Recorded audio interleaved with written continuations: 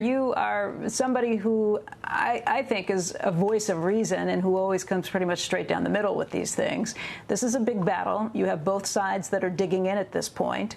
You heard what Eamon said about what swing voters, likely voters in swing states are saying. What do you think right now? Where would you feel comfortable, and do you stand with McConnell on this? I think the McConnell proposal is a good starting point, Becky. It has $1 trillion of new spending, which, as Joe just indicated, is an incredible amount of money. It used to be a lot, still is. It also addresses all the key issues. It addresses our healthcare system, including more money for research, more money for antiviral medications, for the vaccine, also for testing. It has significant funding for our schools, in fact, slightly more than was in the original Democrat proposal, so that our schools can reopen safely. It's got money for employment.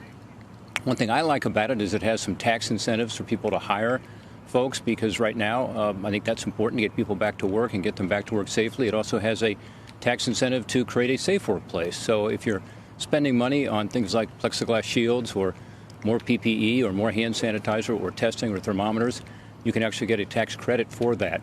So there's a lot of good in this bill. And I think on the unemployment insurance front, the 70% of wages is something that a lot of folks would appreciate, including a lot of people who were just polled. If they were told that if you lose your job, you can have a 70% wage replacement, that's generous. That's more generous than the states provide currently.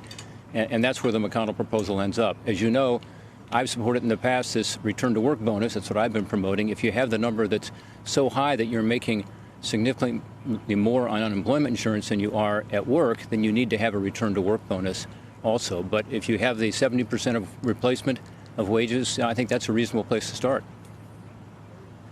In terms of standing with McConnell, do you agree with him with what he said yesterday about how, look, this is not going to happen unless you have the business liability issue taken away, that he will not bring this bill to the floor? None of this will happen unless you issue immunity from corporate responsibility or liability when it comes to COVID.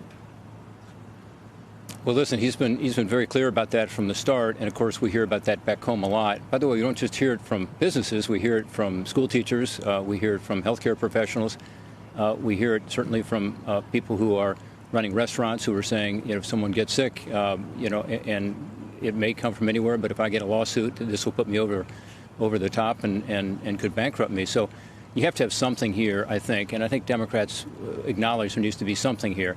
The question is the details. How does it work? How does it work with state laws that are already in effect? But I think it's a misnomer to say it's just about big business. It's really more about small business and all these other entities, including nonprofits.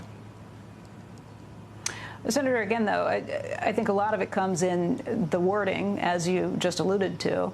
Is there a way to do this, to say that as long as businesses are following the rules, doing the best that they can be, given the guidance, that they wouldn't be held liable, but at the same time not necessarily have as high of a threshold or as high of a bar as it seems is said in the current language that's there, that basically says unless they can prove that you intentionally tried to give someone coronavirus or COVID, that you're not going to be held responsible? Maybe that's where the compromise comes down?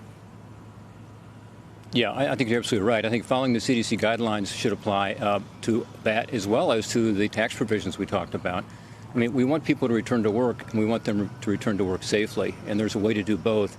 Again, that's why I like some of the provisions in this legislation that actually incentivize a safe workplace, including providing a credit and offset to the payroll tax if you do make your workplace safer. So I think that has to be part of it, and I think that's part of the compromise to get to something that makes sense. And it has to be COVID-19 related, of course.